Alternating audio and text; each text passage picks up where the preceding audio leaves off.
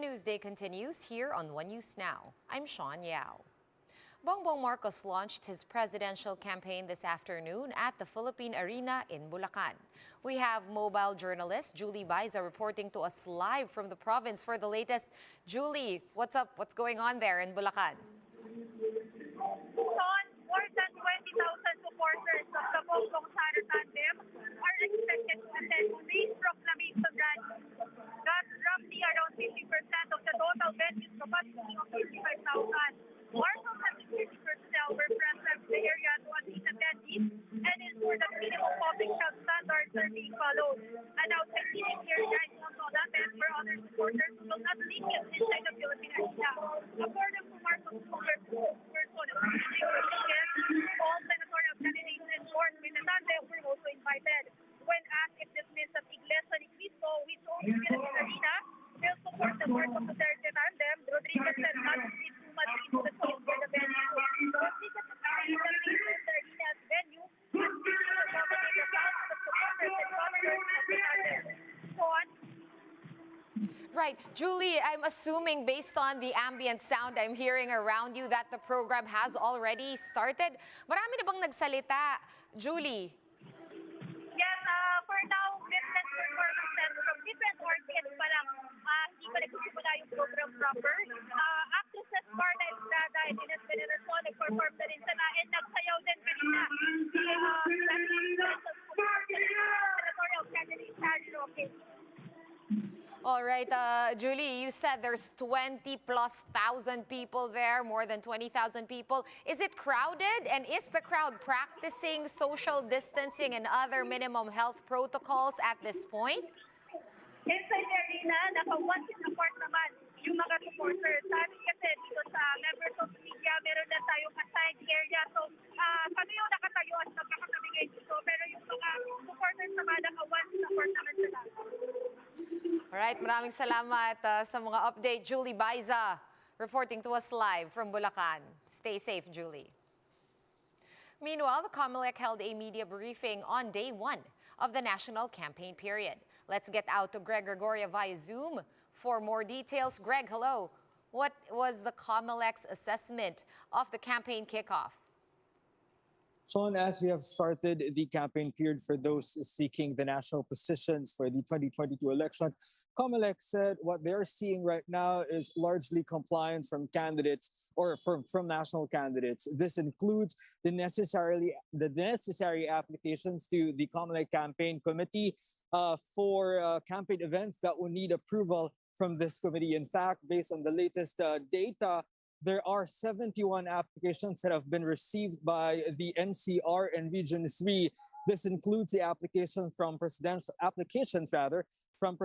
aspirants, Vice President Leody Robredo, former Senator Ferdinand Marcos Jr., Manila Mayor Isko Moreno, and Senator Ping Lacson. However, there was one application made by the camp of Vice President Leody Robredo that was denied due to lack of requirement, while another application from the camp of Manila Mayor Isko Moreno, which was also denied due to or for being filed out of time. Comelec emphasized that approval or applications for such approval must be filed at least 72 hours before any campaign activity. And with all of this, Comelec also said that that even as we know that there are candidates that will be having their proclamation rallies later today, Comelec highlighted or mentioned that the proclamation rally of Leody this afternoon was not applied to the National Capital Region's Comelec Campaign Committee,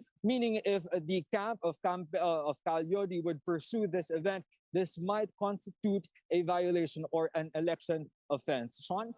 All right, we'll get out to JC a little later regarding what's going on with the Leody right now. But for now, Greg, the Comelec is actually also encouraging the public to report cases and instances of vote buying as well as other campaign violations. The question is, have they received any reports? Sean, for the vote buying, yes, the Comelec has emphasized the need for the public to report such incidents, as it has been mentioned or highlighted in the Fair Elections Act that giving anything that is valuable in exchange of a vote may be considered as vote buying. Thus, according to Comelec spokesperson James Jimenez, the public must report a complaint to the Commission on Elections through sumbong ko at VoteSafe PH, sumbong ko PH at votesafe.ph, or use hashtag sumbong ko on Twitter for them to monitor our reports. But aside from that, Jimenez said complaints are necessary as this would be needed for hearing procedures or for procedures for cases such as this to be pursued. But Jimenez also highlighted that they have not received any report of vote buying yet. What they have received so far are potential violations such as illegal posting of campaign materials, use of government vehicles, and the gatherings in some of the campaign activities made by some candidates. Sean? All right, on another topic, Greg, did the poll body issue any updates at all on the disqualification cases against presidential aspirant Bongbong Marcos?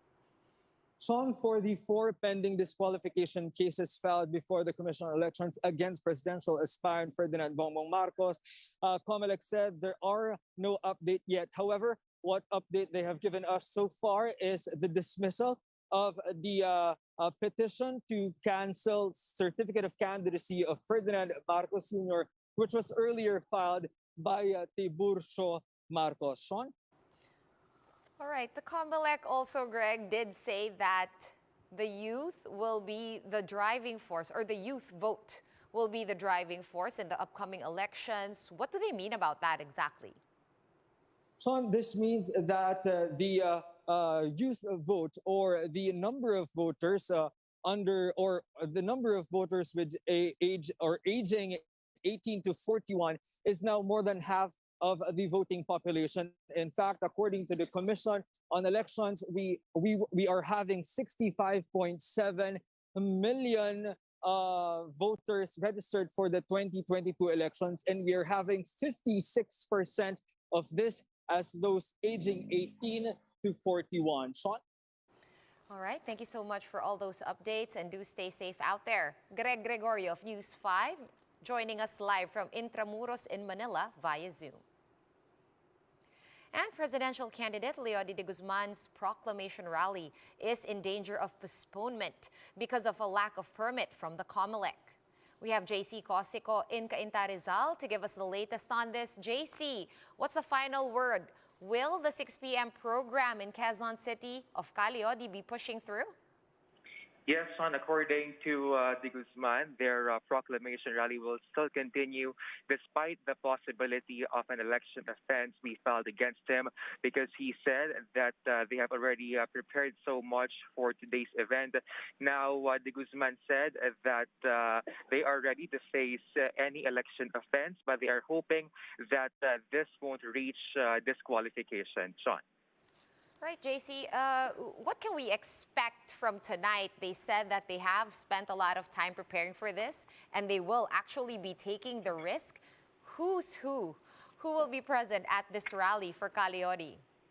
Sean, actually, right now, they are on their way to ABS-CBN in Quezon City. And apart from that, it is where de Guzman will meet his running mate, Professor Walden Bello, and one of his senatorial aspirants, Attorney Luke Espiritu. Now, both the three of them will be present in the event later at 6 p.m., but it seems that it might be delayed because supposedly the convoy here in Cainta Rizal will leave at 3 p.m., but it has just left as we speak, Sean.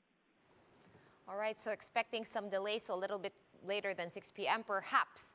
And of course, this question, JC, we've heard from the Philippine Arena where Bongbong Marcos is doing his proclamation rally, as well as the other cities around the country where the other candidates are having their rallies. How many people is Leody expecting to attend tonight, this evening? Sean, his campaign team said that they are expecting around 1,500 individuals. These are coming from labor groups. Now, De Guzman said in an interview that there will be marshals present in the Batayog ng mga Bayani for tonight's activity to ensure that health protocols will still be ensured. Sean. Thank you so much for that update. That was JC Cosico over the phone, reporting to us from Cainta in Rizal. Thank you, JC. For more updates, visit News 5, The Philippine Star, and Business World online. Visit our website, onenews.ph, for more in-depth analysis. You can also catch One News on the Signal Play app. Register for a free account at www.signalplay.com and stream One News live anytime, anywhere. Masks on, wash hands, and stay safe, Philippines. I am Sean Yao. We are One News.